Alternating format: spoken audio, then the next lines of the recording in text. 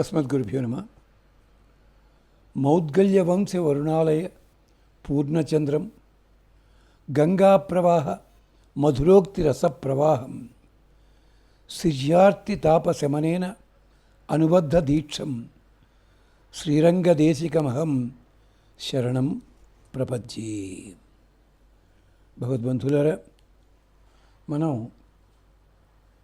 శిష్య ఆచార్య వ్యవస్థ లోపల ఆచార్య వైభవాన్ని చెప్పుకుంటూ ఆచార్య లక్షణాలు వేదాంత దేశికులు తమ గ్రంథంలో ఎలా చెప్పారో అది మనం గమనించుకుంటున్నాం.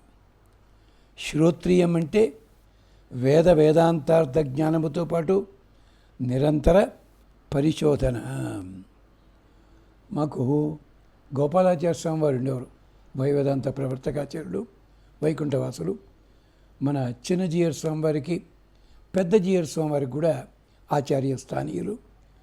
అదృష్టశాత్తు వారు మా పరంపరలో మా ఇంటి పేరు గోత్రం అంతా, మాకు తాతగారు కూడా, మా ముత్తాతగారికి శిష్యులు అయిన. ఇది వారికి వయస్సు మీద పడి 80 దాటిపోయింది. అలాంటి సమయంలో కూడా కళ్ళకి ఇబ్బంది అవుతున్నా కూడా పెద్ద సోడాబుడ్డి కళ్ళద్ద లాంటివి పెట్టుకుని ఇలా దగ్గరగా పెట్టుకుని పుస్తకాలు చూస్తూ రాస్తూ, దాసుడు 86లో భగవద్గీత కాలక్షేపం శ్రీరంగాచార్య స్వామిని సేవిస్తుంటే, ఏమిటి స్వామి మావాడు వస్తున్నాడా? మావాడు అంతకంటే మాకేం కావాలండి అంటే, ఎక్కడ ఎవరో చెప్పారు అలా రాక వెడుతున్నాడని. వెంటనే నాకు ఉత్తరం రాశారు. ఆ కార్డు ఎప్పటికీ దాచుకున్నాను. సంతోషం.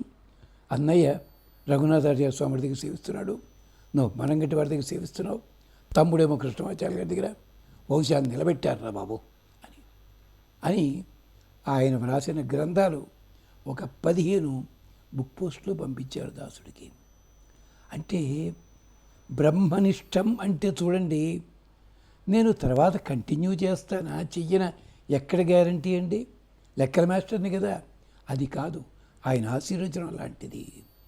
అదే మళ్ళీ మేము చిన్నతనంలో ఉండగా ఒడిగైనప్పటికి కూడా నియమం లేకుండా ప్యాంటు షర్టు వేసుకుని తీర్థం పుచ్చుకోవడానికి వెడితే బయటికి నడు అని కోప్పడ్డవారు వారే రాజమండ్రి పుష్కరాల్లోనూ రామానుజగుట్టలో.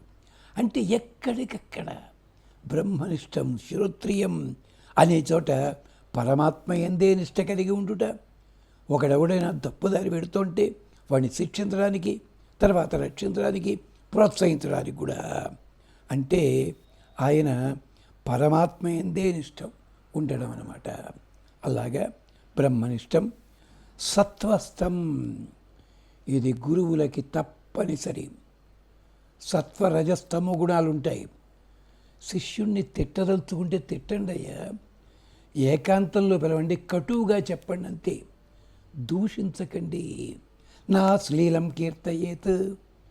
ఒక్కసారి మళ్ళీ మహాభారతంలో సంభవ పర్వంలోదే, ప్రారంభంలో ఆది పర్వంలోనే శిష్యులు తప్పులు చేస్తుంటే ఎలా సరిదిద్దారో గురువులు ఉంటారు. దాసుడు కూడా ఒకసారి శంకరాచార్య వారి శ్లోకంలో రండి, తప్పు ఉందండి, నీ దుంపదిగా నీకు సంస్కృతం వచ్చురా, వాళ్ళ శ్లోకం తప్పడతావా నువ్వు? శ్రీరాఘవం దశరథాత్మజం అప్రమేయం సీతాపతిం రఘుకులాన్వయ రత్నదీపం ఆజానుబాహుం అరవిందదలాయ ఉందండి. రఘు కులాన్వయం అంటున్నారండి, కులమన్నా అన్వయమన్నా వంశమే కదండి, మరి ఒకే పదం 2 సార్లు ఎందుకు వాడారండి? ఆచార్యులు వారి చివాట్లు పెట్టాలి. మనకేమిటి సంతోషం? వైష్ణవులకి చెవులంటే పడదు కదా, అందుకే తిడతా అనుకుంటారు జనాలు. ఇప్పటికీ అలాగే ఉన్నారు జనాలు. నవ్వి బుధమ్మి చెయ్యేసి, దేవరి వారికి సంస్కృతం బాగానే వచ్చే, శంకరాచార్యుల వంటి వారి సంస్కృతంలో నెరసలు పట్టుకోగలిగారా? సంతోషం. రఘుకుల అంటే కులం అంటే నువ్వన్నట్టుగా, నువ్వే అన్నారు అప్పుడు, నువ్వన్నట్టుగా వంశమే. అన్వయం అంటే ఇక్కడ సముద్రం అని అర్థం. అన్వయో మకరాలయ. అంతేకాదు, రత్నదీపం ఉంది కదా, అది ఏమిటి అర్థం? రత్నదీపస్తు చంద్రమ. ఇప్పుడు చూడు వాక్యాన్ని, రఘువంశమనే సముద్రానికి చంద్రుని వంటివాడు. మీ త్యాగయ్య రఘువంశాంబుది సోమ అంటూ చీవాట్లు పెట్టడం కూడా ఎంత అందంగా పెట్టారండి. మళ్ళీ ఆ తర్వాత ఎప్పుడు పదం అర్థం కాకపోతే అర్థం కాలేదని అడిగాను తప్పించి వాడు తప్పే ఉండొచ్చు కాక అది వేరే సంగతి. తెలుగు పరిషత్ అని పెడితే తెలుగు పరిషత్ అని పెట్టాము మేము. పరిషత్ అంటే ముందు సమితి అని పెట్టాము, తెలుగు సమితి అని చెప్పి కాలేజీలో. మా కృష్ణమాచార్య మాస్టారు ఒరే సమితి తీసేయరా పరిషత్ అని పెట్టరా. అదేంటి మాస్టర్ సమితి 3 అక్షరాలు బాగుంది కదా, సమితి అంటే యుద్ధం అని కూడా ఉందిరా తీసేయి, తెలుగు ఆంధ్ర భాషా పరిషత్తు అని పేరు పెట్టుకున్న కాలేజీలో. అంటే తప్పు చెప్పడాన్ని కూడా అందంగా చెప్పడం, సర్ది చెప్పడం. రజోగుణం లేదు, తమో గుణం లేదు. మరి ఎంతమందికి ఉందండి ఈ రోజుని? అంచేత అక్కడ సత్వస్థం, రజోగుణం తమో గుణం ఉండకూడదు. ఒకసారి ఇక్కడ హైదరాబాద్లో బతుకమ్మ కుంట అని, ఇప్పుడైతే ఇళ్ళు వచ్చేసాయి, అప్పుడు ఖాళీ స్థలం ఉండేది. అక్కడ ఒక స్వామీజీ ఏదో పిరమిడో ఏదో పెడతారు పెద్ద నెత్తి మీద, అక్కడ అవి యోగా చెప్తుంటారు ఆయన. సభ జరుగుతోంది, 2000 మంది ఆడియన్సు, 15 కెమెరాలు, 3 టీవీ ఛానల్స్. మైక్ సరిగ్గా పనిచేయకపోతే వారి శిష్యురాలు 42 ఏళ్ళు ఉంటాయి ఆవిడికి, పాపం చూడముచ్చటగా కూడా ఉంది. మైకు సర్దుదామని చెప్పి వచ్చి సర్దుతోంది. ఆ స్వామివారు పాపం చాలా పరమసాత్వికులు, చాలా సత్వగుణం. అలాంటి ఆయన ఆ కుర్చీలోనే కూతురు మాట్లాడుతున్నాడు. పెడీమని తన్నారు ఆవిడ్ని. ఆవిడ దొల్లుకుంటూ 8 అడుగుల ఎత్తున్న ఆ ప్లాట్ఫామ్ నుంచి కింద పడి కాలు విరిగింది. మళ్ళీ ఆయన శాంతి, సహృదయత, చిరునవ్వుతో మాట్లాడుట, ప్రశాంతముగా ఉండుట, కోపం లేకుండా దాన్నే ఉపన్యసించారు ఆయన. ఇదే పద్ధతి లేదు కదా. ఆఖరికి భరతుడు కూడా గురువు వారి మీద కోపం వచ్చింది. జగర్హేచ పురోహితం అన్నాడు. వశిష్ఠుడిని తిట్టలేదు, తిట్టడం కాదు. అయ్యా పురోహితుల వారు మీరు ఇలా అంటారేమిటండి అన్నాడు అక్కడ. ఇది పద్ధతి. రాముడికి కూడా కోపం వచ్చింది, కానీ కైకమ్మని పేరు పెట్టి లేదు, అంబే అన్నవాడు కాస్త నాహమస్త పరో దేవి, అర్ధపరో దేవి దేవి అన్నాడు అక్కడ. కోపాన్ని అలా మర్యాదగా చూపించాలి.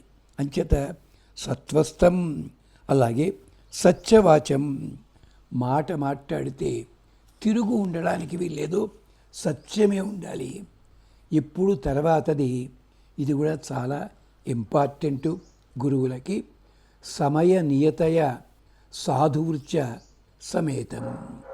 శిష్యుడికి ఏ పాఠాన్ని ఎలా చెప్పాలి, ఏ సందర్భంలో చెప్పాలి, చెప్పేటప్పుడు కూడా ఇప్పుడు పాపం చైనా అకాడమీలో ఉన్నాయి. అంటే పొద్దున్న 7ంటికి వెడతాడు స్టూడెంట్, రాత్రి 7 దాకా ఉంటాడు. రుబ్బుడు దంచుడు కార్యక్రమం. ఎన్ని గంటలు చెప్పాలి, ఎలా చెప్పాలి ఎవరికి అక్కర్లేదు. ఇలాంటిదే ఒకప్పుడు అష్టావక్ర మనిషి పుట్టడానికి కారణం అయ్యింది. భారతంలో ఉంది చూడండి. చదవాల్సిన టైంలో చదవాలి, ఆడుకునే టైంలో ఆడుకోవాలి, చదవకూడని టైంలో చదవకూడదున్న ఇలాంటివి మానేశారు. సమయనీయత ఉండాలి.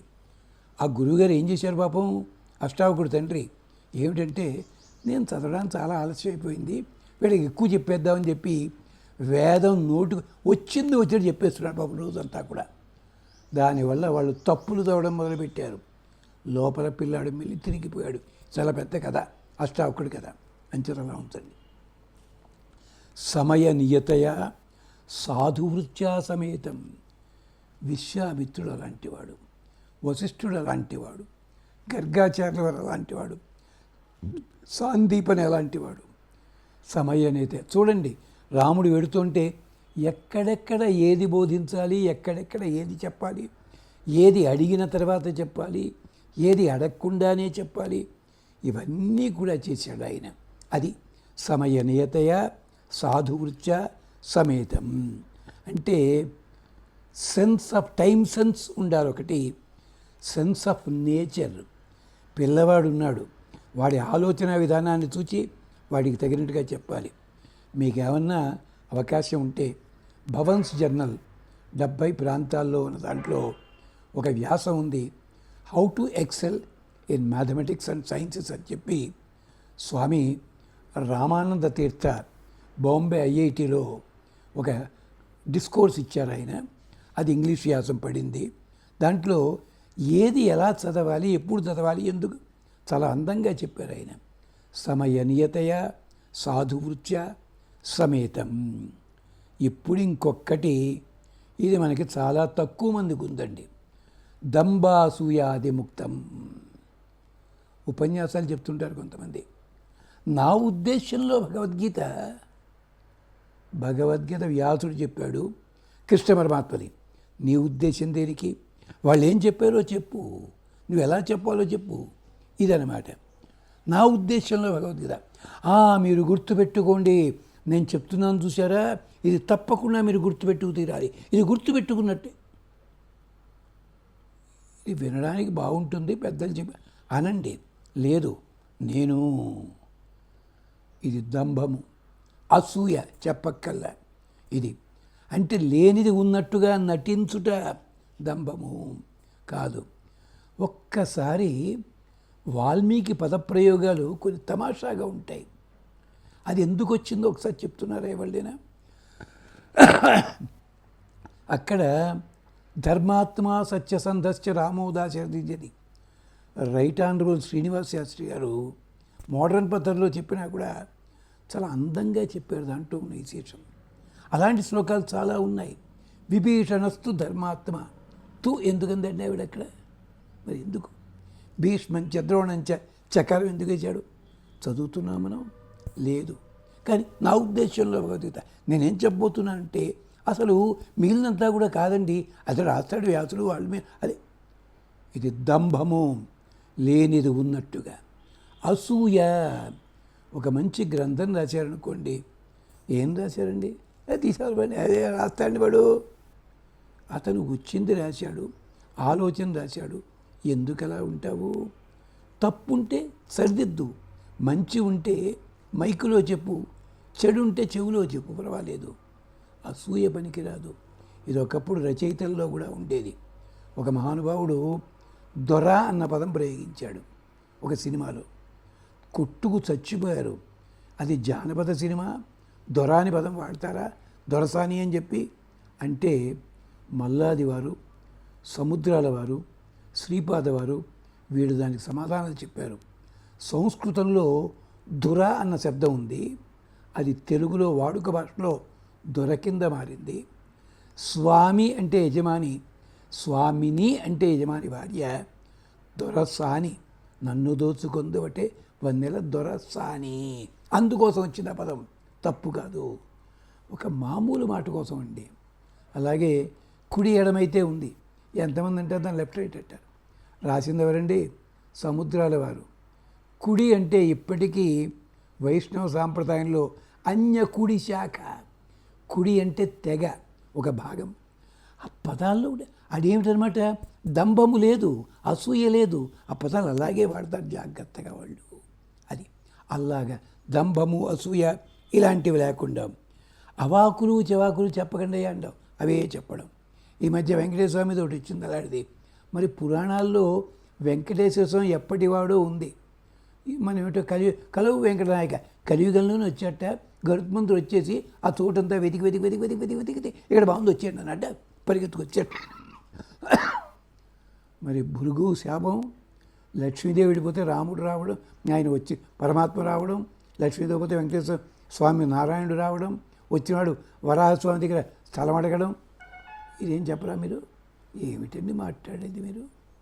అలాగే ఒక దేవాలయం 2000 సంవత్సరం కిందటి వరకు కూడా పేరు లేదు. అక్కడి నుంచి ఆ దేవాలయం ఉన్నటువంటి పేరు వచ్చింది. అక్కడి నుంచి వీసాదేవుడు ఈ పేర్లు వచ్చాయి. ఇవి నమ్ముతాం మనం.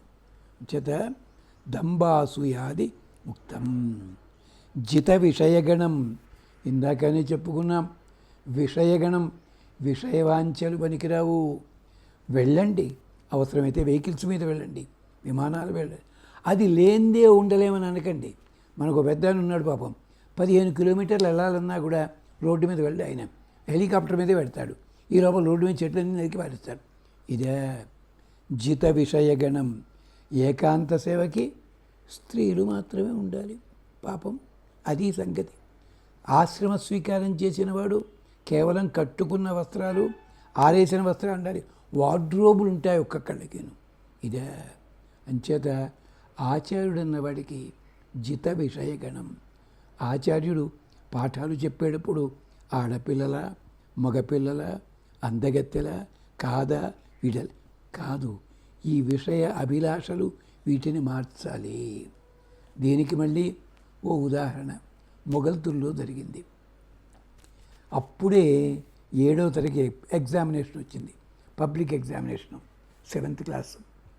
అక్కడ సీతాదేవి గాథ మన దీంట్లో ద్విపద కావ్యంలోది.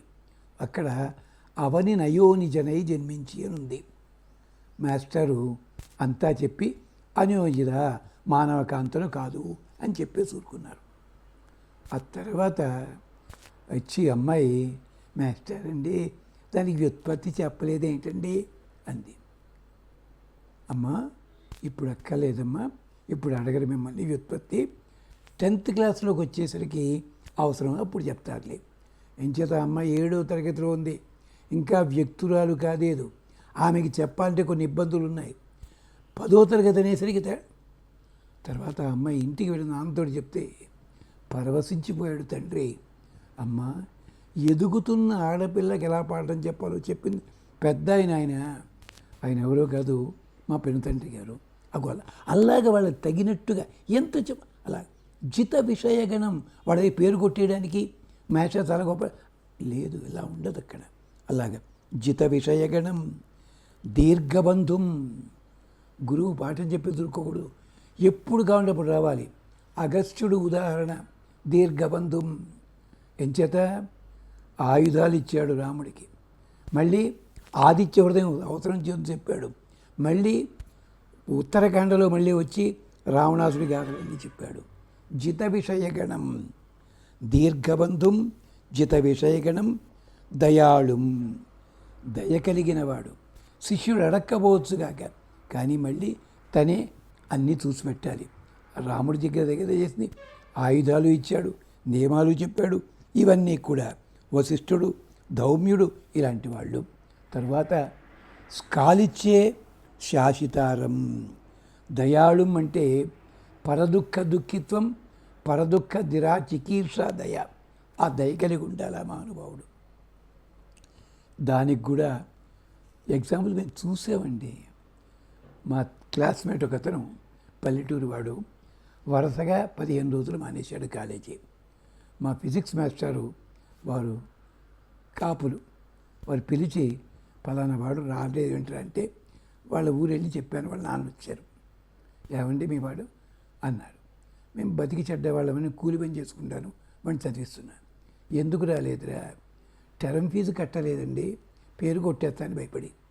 లాగి లంపకాయ కొట్టారు మాస్టారు, వాడికి 17 ఏళ్ళు ఉంటాయి అన్నారు. ఎరా పాఠం చెప్పడమే తప్ప ఇంకోటి రాకున్నా మేము కట్టలేనురా. ఇగో రాజుగారు మీ వాడికి ఇక వదిలేయండి, మిగిలిన 2 ఏళ్ళు నేను కడుతున్నా. దయాళుం. ఆ కుర్రాడు తర్వాత పాలకొల్లు రేంజ్లో డిఎస్పీ అంత ఎదిగాడు మా అనుభావుడు. దయాళుం. ఇలాంటి గురువులు ఎందరినో చూసాం. మా గురువులు అలాంటి వాళ్ళే. గుర్తు రావటం లేదండి, జ్ఞాపకం రావటం లేదు. ఎంత ప్రేమగా చెప్పేవాడు. దయాళుం స్కాలిచ్చే శాసితారం. పొరపాటు చేస్తుంటే నిర్దాక్షిణ్యంగా శాసించాలి అది. తరువాత అంతేకాదు స్వపర రహితం. వీడున్నవాడు వీడు పరాయివాడు అన్న మాట ఎక్కడా ఉండకూడదు. అలాగే ద్రోణుడు చెప్పాడు, ఏకలవ్యుడికి చెప్పలేదు, పొటలు నరికేసి అంటారు. దృష్టజుమ్నుడికి కూడా చెప్పాడు, తన్ని చంపడానికి పుట్టాడని తెలుసును చెప్పాడు. అలాగే స్వపరరహితం. ఆయన ఏమన్నారు? దేశికం భూష్ణు ఈప్సేత్.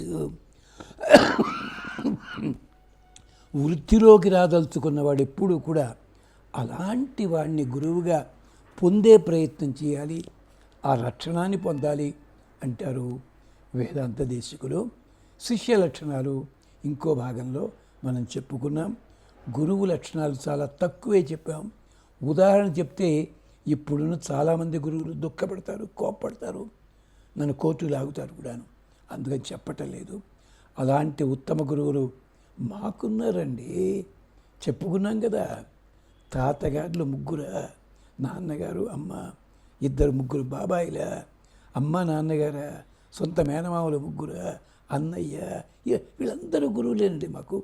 అందరూ ప్రతి చోట కూడా ఈ లక్షణాలు కనిపించిన వాళ్ళు తలుచుకుంటే ఒళ్ళు పులకిస్తుంది అని చెప్పుకుంటూ ఇక్కడ కాపి మళ్ళీ శిష్య లక్షణాలు ముందు మాట్లాడుకుందాం. స్వస్తి.